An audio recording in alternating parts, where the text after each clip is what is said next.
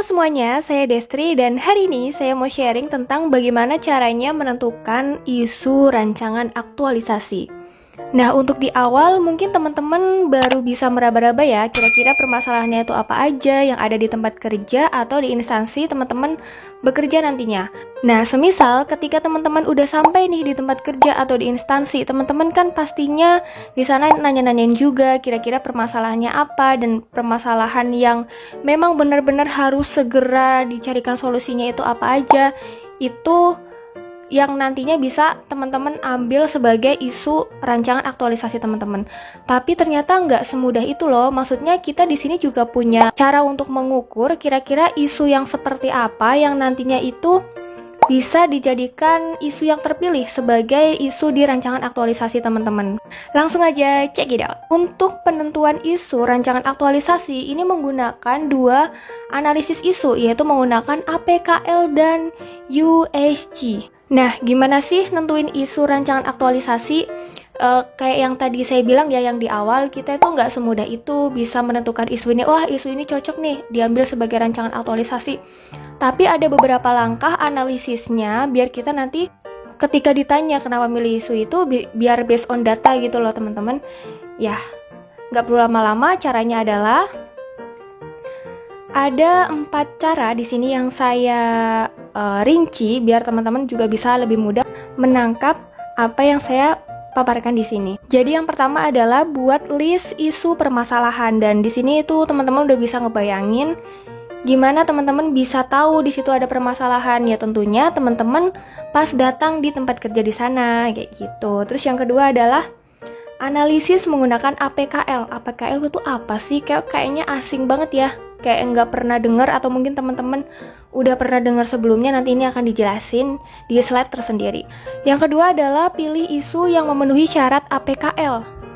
Dan yang keempat adalah analisis menggunakan USG. Jadi di sini pertama kita menggunakan analisis APKL dulu, kemudian kita tentukan isu itu dengan menggunakan analisis USG. Dan setelah itu terpilihlah isu rancangan aktualisasi. Nomor 1, list isu permasalahan apa aja. Buat list beberapa isu permasalahan yang ada di instansi atau tempat kerja, kemudian analisis menggunakan APKL. So, APKL itu apa? Akan dijelasin di slide setelah ini. 2, analisis menggunakan APKL. APKL itu apa sih? Gini, APKL itu adalah singkatan dari aktual, problematik, kekalayakan, dan L-nya itu adalah kelayakan atau layak. Jadi sebelum menentukan isu terpilih, kita harus menganalisis menggunakan APKL itu sendiri. Itu ada aktual. Aktual itu benar-benar terjadi dan sedang hangat diperbincangkan. Ketika isu itu muncul, dan itu isu yang benar-benar terjadi saat ini, bukan isu jadul yang dulu-dulu banget gitu loh teman-teman. Jadi nggak mungkin kan kita menyelesaikan permasalahan yang itu tuh udah jadul, yang udah nggak relate sama kinerja atau dengan sistem yang sekarang. Nah, yang kedua nih teman-teman, yaitu problematik, yaitu isu yang memiliki masalah yang kompleks sehingga perlu segera dicarikan solusinya.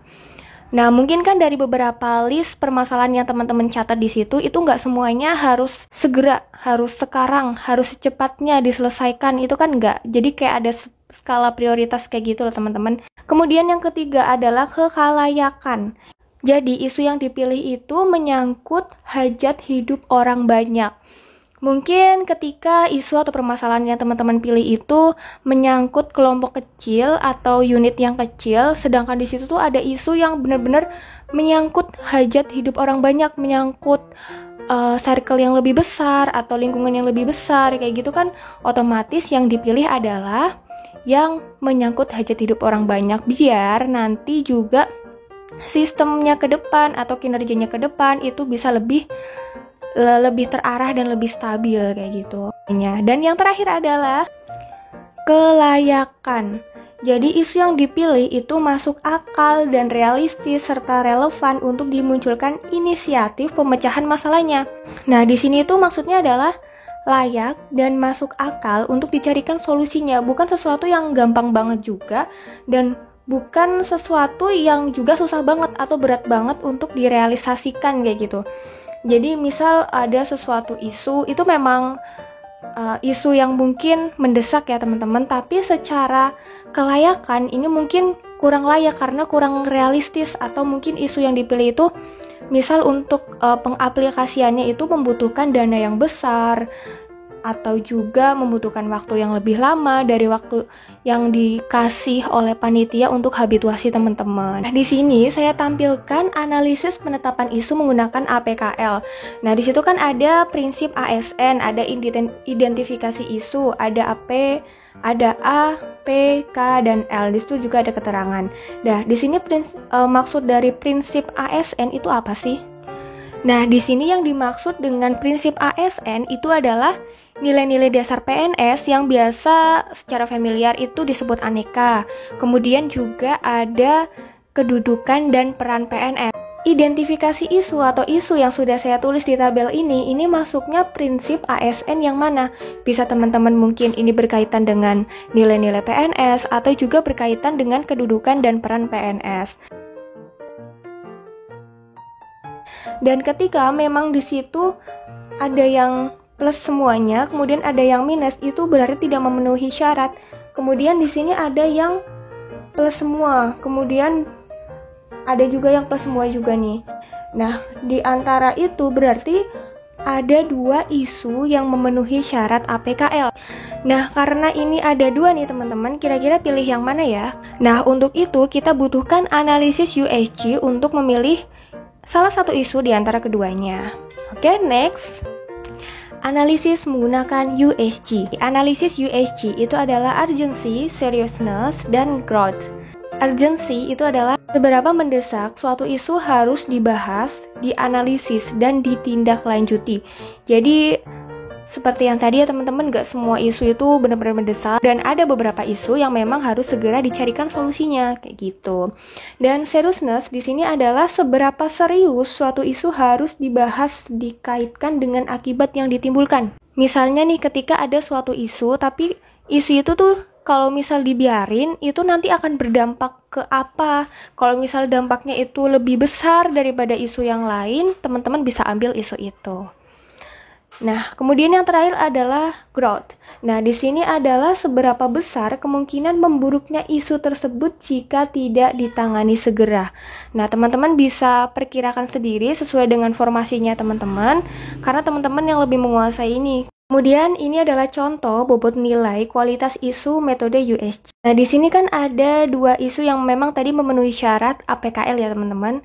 Nah, di antara kedua isu ini harus ada satu isu yang tereliminasi atau benar-benar dinilai secara objektif isu mana yang paling layak untuk diambil sebagai rancangan aktualisasi. Dan pada akhirnya terpilihlah peringkat 1, belum optimalnya penggunaan tracer atau outguide di bagian filing. Karena kalau misal ini tidak diterapkan, itu bisa jadi terjadi misfile. Misal nggak sesuai dengan rak atau tempat di mana rekam medis itu seharusnya disimpan. Nah, untuk ketepatan kode penyakit yang belum tercapai nih teman-teman, ternyata untuk dampaknya ini juga sebenarnya ini sama-sama juga beresiko. Kalau misal kode penyakit yang belum tepat, ini nanti akan berdampak ke laporan 10 besar penyakit yang mungkin belum akurat kayak gitu. Tapi di sini yang menjadi sorotan adalah kita atau saya pengen mengurangi adanya misfile. Jadi sebelumnya itu waktu dulu saya PKL di situ itu banyak misfile di situ. Dulu itu pernah saya bikin laporan gitu dan juga sempet dipublikasikan di jurnal vokasional UGM. Jadi teman-teman yang mungkin tertarik dengan hal itu mengenai misfile, teman-teman bisa cek sendiri jurnalnya. Saya ada di situ. Oke, dan lanjut. Kemudian terpilihlah isu rancangan aktualisasi. Di sini adalah belum optimalnya penggunaan tracer atau outguide di bagian filing. Nah, setelah terpilih, kita terus ngapain dong? Ya, kita juga dalami nilai-nilai aneka yang ada, terus kita juga masukkan nilai-nilai aneka yang memang itu berkaitan dengan pelaksanaan aktualisasi kita di tempat kerja. Betul, oke? Dan yang kedua adalah kita juga perlu masukkan nilai-nilai kedudukan dan peran PNS ke setiap langkah-langkah yang sudah dirancang. Setelah teman-teman mengantongi itu semua, silakan teman-teman diskusikan dengan mentor dan coach. Nah, di sini tuh mentor itu berperan banget nih untuk perkembangan rancangan aktualisasi teman-teman. Kadang juga mentor itu ngasih saran ke teman-teman, atau mentor itu pengen permasalahan atau isu ini pengen segera dipecahkan, tapi juga nggak langsung semata-mata kayak gitu ya teman-teman, juga harus melewati analisis APKL dan analisis USG. Nah, cukup sekian sharing tentang menentukan isu rancangan aktualisasi. Kalau misal teman-teman pengen tahu lebih lanjut tentang diriku dan atau teman-teman pengen update video-video yang juga saya publikasikan di sosial media, teman-teman bisa follow di Instagram Desti Carlina, dan juga teman-teman bisa kepoin di blog Desti Carlina. And thanks. Do you have any question? Kalau misal teman-teman pengen tahu lebih lanjut, teman-teman bisa email destrikalina45@gmail.com atau di DM Instagram, atau juga teman-teman bisa baca di blog saya. Dan semoga informasi ini bermanfaat untuk teman-teman. Jangan lupa video selanjutnya dan see you!